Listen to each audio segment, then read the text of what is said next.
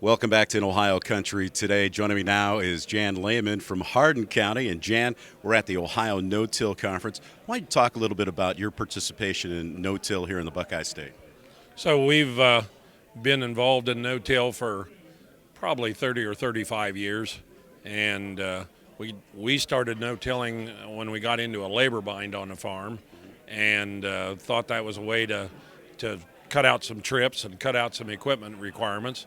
So that's when we started, and then I have a good friend and neighbor that was involved with this group for a lot of years, Gary Schick, and lives a couple miles from me, and so we've been able to bounce ideas off of one another, and he was involved in this group, and they were looking for some additional help, so I kind of volunteered.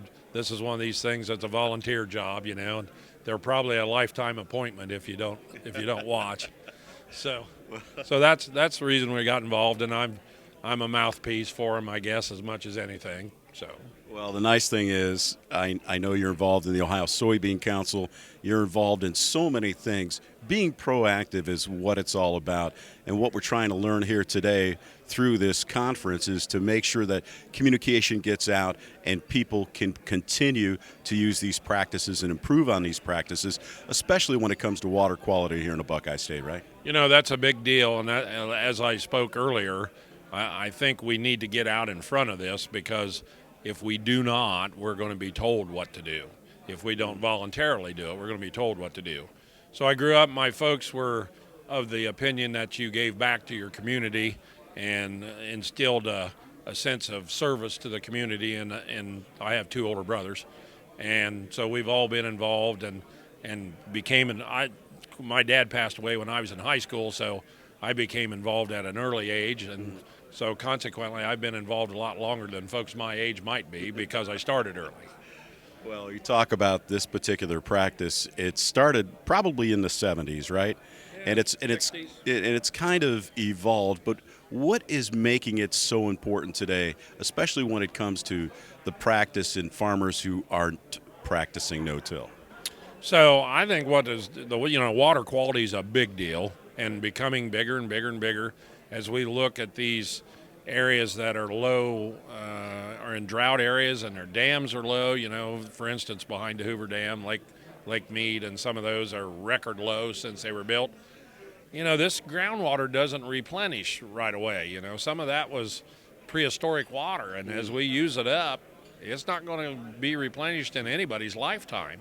So that's a big deal. The cost of inputs is a big deal, and if you can do a better job managing inputs and do some subsurface application or some in-row application that you reduce the amount of nutrients, it helps on the bottom line. So they started a new group a couple of years ago, and I was on the inaugural board of it, and it's called the Ohio Agricultural Conservation Initiative. So it's OACI, and it was to do with this H2 Ohio program that the governor pushed. So it's a water quality initiative put together by all the commodity groups, as well as the other farmer groups. I'm talking Farm Bureau and American Farmland Trust and corn and soybean, and all the livestock groups as well, dairy and poultry and pork and beef. They're all communicating, and so this board is a consortium of all those, and it's to try to get this out into each county. I think my particular county, I think there's 70 contracts in that county. So that's going to probably cover a big multitude of the acres, because some of those are large scale operations. So when you put 10 or 12 of those guys together, they all of a sudden maybe are, a fourth or a third of the acres in the county. Where does Hardin County land as far as the watershed is concerned? Is it a Lake Erie watershed, or is it Scioto? It's actually split. Hardin County's actually split. The north half of the county, the Continental Divide, runs right through Kenton, which is the county seat. Right. So about the north half, roughly the north half of the county is in the Lake Erie watershed, and that's also Northwest Ordinance on land division, so it's square miles there. The south part of the county is in the Scioto watershed, most of it, Scioto watershed, and that was also Virginia Military Survey, so the tracks are irregular shaped and they follow Indian trails or whatever. And then a southwest corner of Hardin County is actually in the Lake Erie or the Indian Lake watershed, which goes to the Miami River. So the south half of the county all ends up in the Gulf, but some of it goes through the Scioto and some of it goes down to Miami. You know, Jan, I heard you speak while you were standing there earlier today about the Indian Lake situation. Can you talk a little bit further about that as far as how that plays into a no-till situation around the lake there? Sure. We were involved in that watershed program, and I want to say it was in the 90s. We farmed, at the time, maybe 600 or 700 acres in that watershed, and that's a 3-county watershed, portions of 3 counties, Hardin, Logan, and Auglaize, and they had a federal program to try to clean up the lake. It had gotten dirty, and the water clarity was nasty in it, and so they did a lot of things. They did no-till equipment buy-downs. They promoted no-till. They promoted stream fencing to fence cattle out of the lakes or out of the streams so they didn't stir up mud, and they did a lot of things along that line, and it was very beneficial. It's been a long-term program, but the lake now has water clarity, and like I said, they got an unintended consequence. We had an unintended consequence this year. The water is so clear that it promoted a weed growth. So, is there something that could be done about that? Yeah, I know there was some dredging going on. Yeah, they were using the equipment. Well, I don't know what the progress is. They're still scratching their head, but I know that's probably the playground for the bulk of the money in Ohio, and so there's going to be a solution come about because the ODNR is going to throw money at it till they get a solution. There are some chemicals that you could use that would kill those weeds, but you have to be very careful doing that. If you kill too many at a time, you deplete the oxygen in the water, you kill the fish.